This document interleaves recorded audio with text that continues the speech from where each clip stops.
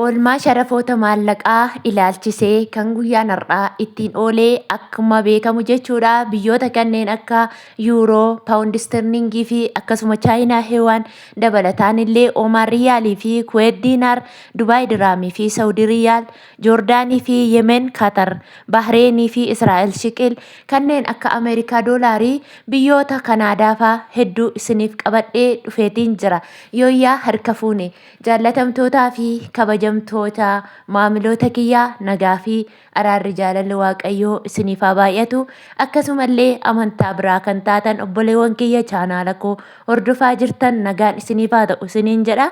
Kanatti aansuun namoonni chaanaala kanaaf haaraa taatan laayik, sheer, sabiskiraayib gochuun maatiin haa ta'uu hin dagatiina. Jajjabinaaf immoo irra caalaan keessan akka laayik gootanii.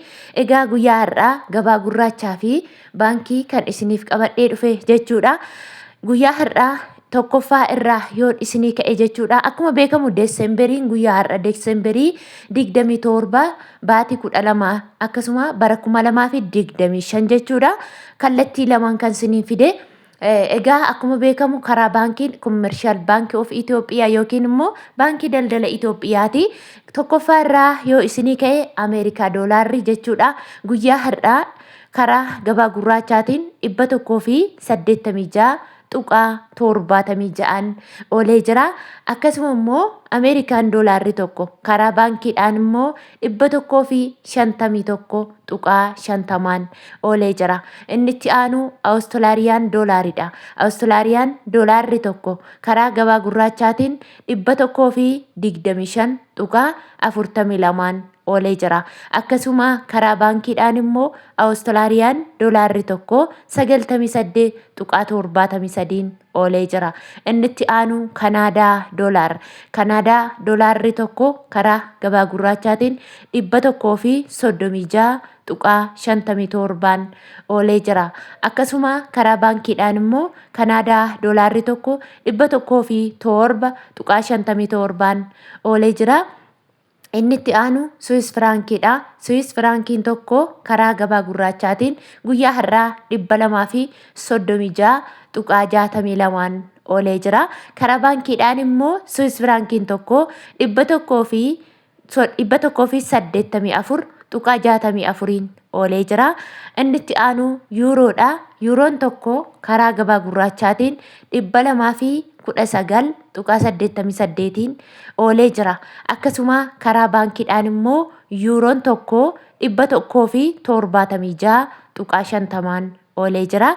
Inni itti aanu Paawundi Sterlingiidha. Paawundi Sterlingiin tokko karaa gabaa gurraachaatiin 252 tuqaa 9 oolee jira. Karaa baankiidhaan immoo Paawundi Sterlingiin tokko 198 tuqaa 38 oolee jira. Inni itti aanu Swiidin Kiroon. Swiidin Kiroon tokko karaa gabaa gurraachaatiin 18 tuqaa 47 oolee jira. Akkasuma inni itti aanu immoo Chaayinaa Heewaan. Chaayinaa Heewaan tokko karaa gabaa gurraachaatiin 26 tuqaa 64 oolee jira. Karaa baankiidhaan immoo Chaayinaa Heewaan tokko 21 tuqaa 4 oolee jira. Akkasuma inni itti aanu Oomaan Riyaal. Oomaan Riyaalli tokko karaa gabaa gurraachaatiin 485 tuqaa 60 oolee jira. Inni itti aanu Kuweet Diinaaridha. Kuweet Diinaarri tokko karaa gabaa gurraachaatiin guyyaa har'aa 607 tuqaa 77 oolee jira.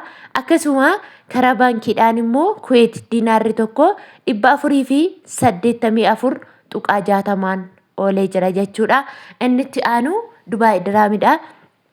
Dubaay Diraamni tokko karaa gabaa gurraachaatiin 50 tuqaa 85 oolee jira. Karaa baankiidhaan immoo Dubaay Diraamni tokko 41 tuqaa 28 oolee jira. Akkasuma inni itti aanu Saawud Arabiyaa Riyaalidha. Saawud Arabiyaa Riyaalli tokko karaa gabaa gurraachaatiin guyyaa har'aa 49 tuqaa 77 oolee jira. Egaa akkuma beekamu yeroo baay'ee kanan irra deddeebi'ee isinii dubbadhu Saawud Arabiyaa Riyaalli jechuudha.